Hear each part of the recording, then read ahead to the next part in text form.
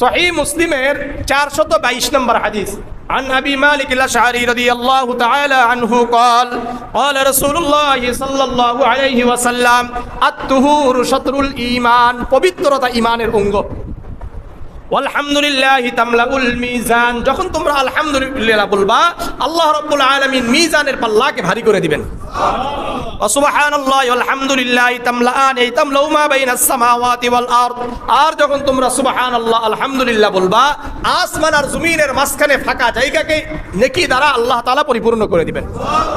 ওয়াস সালাতু নূরুন, নামাজ হলো আলো, এই আলো দিয়ে জান্নাতের পথে যাওয়া যায়।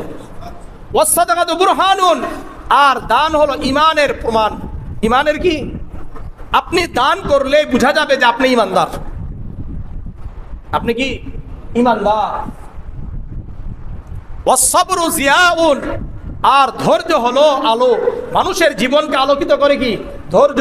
যে ব্যক্তি দুনিয়াবি হোক আর আখিরাতের লাইনেই হোক না কেন, যারা ধৈর্যের সাথে কাজ করে এরা দুনিয়াতে সফল হয়, এরা আখিরাতেও সফল।